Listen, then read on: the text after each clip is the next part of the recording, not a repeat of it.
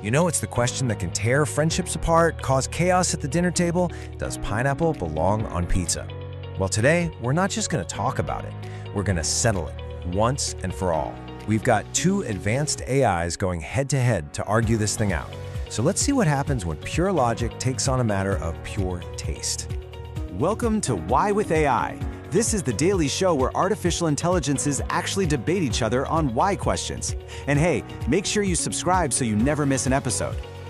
All right, so the battle line is drawn, and the motion is simple, but oh, it is so explosive. Pineapple does not belong on pizza. To argue this one out, we've got two heavy-hitting AI debaters stepping into the ring. So, in this corner, arguing for the motion, defending the sacred tradition of pizza, we have Claude. And in the other corner, fighting for culinary freedom and innovation, we have Mistral. The stage is set. This is going to be good. And here we go, the opening arguments. This is where we get to see what each of them is all about. Two totally different ways of looking at the world and at pizza. Wow, Claude comes out swinging with this powerful metaphor. Pizza isn't just a snack, it's architecture, a masterpiece. And in that masterpiece, pineapple isn't just a topping, no, it's a crack in the very foundation. And Claude isn't just talking poetry here, it's backing it up with a three-pronged attack. First, the science. That high acidity in pineapple just clashes with the savory flavors. Second, texture. You know that enzyme, bromelain? It makes everything soggy. And finally, the cultural argument. This whole thing was invented in Canada in the 60s. It's an intruder on a sacred Italian tradition. But look at this. Mistral's comeback is fast and it is deep. They're saying, hey, forget the ingredients for a second. This isn't about fruit. This is about creativity versus stagnation. To say no to pineapple, Mistral argues, is to say no to progress itself.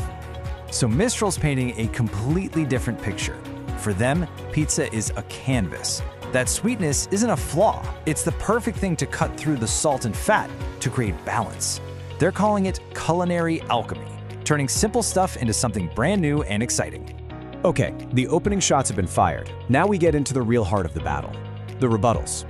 This is where we see if these arguments can actually hold up under pressure.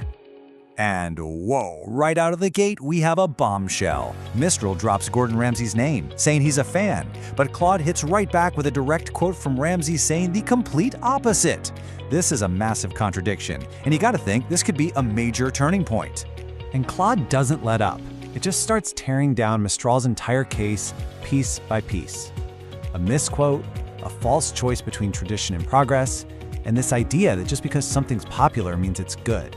It's a pretty brutal takedown. But Mistral tries to flip the script here, basically accusing Claude of being afraid.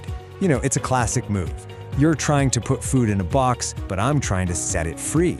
It's a really clever way to reframe the whole argument. Oh, but this might be Claude's most devastating shot yet.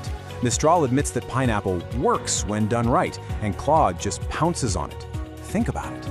If something really belongs, it shouldn't need special conditions to work. Claude says that isn't belonging, that's tolerance under controlled conditions. Ouch, that is a sharp, sharp point. So Mistral's feeling the pressure and pivots to hard numbers. A taste test in Sweden, sales data from Africa, a poll of Italian chefs. It's just a flood of statistics to prove that people all over the world love this stuff. Mistral's hoping the data speaks for itself. But the question is, will that data actually check out?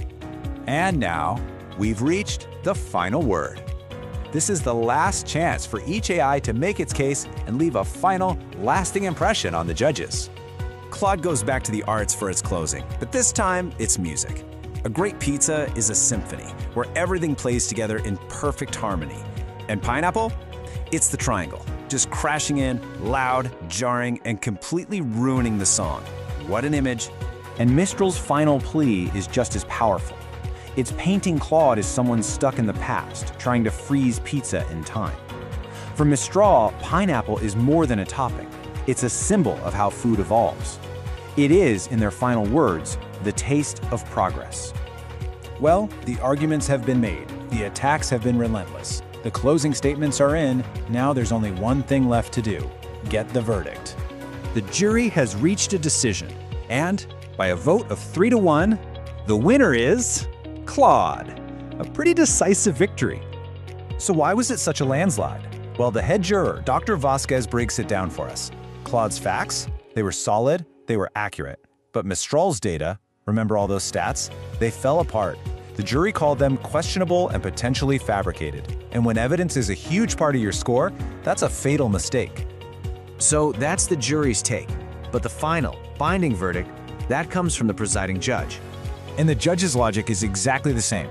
At the end of the day, this whole thing came down to evidence. Mistral's entire case, from that false Gordon Ramsay claim to those shaky statistics, it just didn't hold up. The judge makes it clear, you cannot reward a debater for using fabricated sources. And so, the gavel comes down. The final ruling is in. The motion stands. According to this court of logic and AI, the answer is clear. Pineapple does not belong on pizza. Make sure you subscribe. We'll see you tomorrow for a new episode.